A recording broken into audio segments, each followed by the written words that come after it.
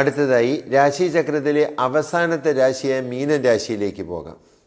പൂരുരുട്ടാതി കാല്, ഉത്തരട്ടാതി, രേവതി ഉൾപ്പെടുന്ന 2.25 നക്ഷത്രമാണ് മീനൻ രാശിയിൽപ്പെടുന്നത്. മീനൻ രാശിക്ക് ഒരു പ്രത്യേകതയുള്ളതെന്ന് വെച്ചാൽ ആചാര്യൻ ആദ്യത്തെ ശ്ലോകം മത്സ്യവ് ഘടി നിർമ്മിതൻ എന്ന് പറയുന്നത് ആദ്യം തന്നെ പറഞ്ഞിരിക്കുന്നത് മീനൻ രാശി 12ാമത്തെ രാശിയെ പറ്റിയാണ്. അപ്പോൾ 12ാമത്തെ രാശിക്ക് വളരെ പ്രാധാന്യം നമ്മൾ ജ്യോതിഷത്തിൽ കൽപ്പിക്കേണ്ടതായിട്ടുണ്ട്. ഈ 12ാമത്തെ രാശിയായ മീനൻ രാശിക്കാരെ സംബന്ധിച്ച് പറയുകയാണെങ്കിൽ അവർക്ക് ജന്മശനിയുടെ കാലമാണ്. വ്യാഴമാണെങ്കിൽ 4 വ്യാഴം, 12 രാഹുവുണ്ട്. ഇതാണ് ഇവരുടെ ഇപ്പോഴത്തെ സ്ഥിതി. ഈ 4 വ്യാഴം ജൂണോടുകൂടി 5 വരും. അപ്പം 4 നിൽക്കുന്നതായിട്ടുള്ള വ്യാഴം 5 വരുമ്പോൾ ആ 5 നിൽക്കുന്ന വ്യാഴത്തിൻ്റെ ദൃഷ്ടി മീനൻ രാശിയിലേക്ക് വരും. വിശേഷ ദൃഷ്ടി മീനൻ രാശിയിലേക്ക് വരുന്നത് കാരണം ജന്മശനിയുടേതായിട്ടുള്ള ആ ദുരിതങ്ങൾ ഒരു വർഷത്തേക്ക് വളരെ കുറവായിട്ട് ഇവർക്ക് അനുഭവപ്പെടുകയുള്ളൂ.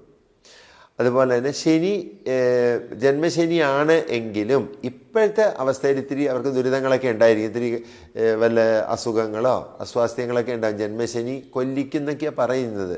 കൊല്ലിക്കുമ്പോൾ കൊള്ളിക്കുന്നൊക്കെ പറയും.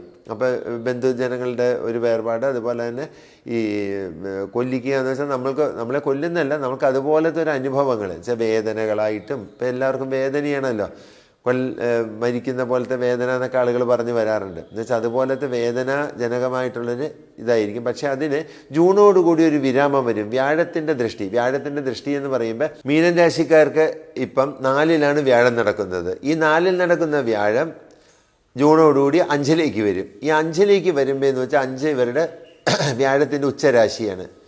ചന്ദ്രൻ്റെ ക്ഷേത്രവും കൂടിയാണ്. അപ്പോൾ ഇവരുടെ ജന്മത്തിൽ നിൽക്കുന്നതായി ജന്മരാശി റെപ്രസെൻ്റ് ചെയ്യുന്നത് ചന്ദ്രനെ വെച്ചിട്ടില്ല. അപ്പോൾ ചന്ദ്രന് ആ വ്യാഴത്തിൻ്റെ വിശേഷ ദൃഷ്ടി ഈ മീനൻ രാശിയിലേക്ക് വരുന്നത് കാരണം വലിയ ദോഷങ്ങൾ ഒരു വർഷത്തേക്ക് ഉണ്ടാവാൻ പോകുന്നില്ല ഇവർക്ക്. ഒരു വർഷത്തേക്ക് വ്യാഴത്തിൻ്റെ ഗുണമുള്ളത് കാരണം ഇവർക്ക് വലിയ ദോഷം ഉണ്ടാവില്ല.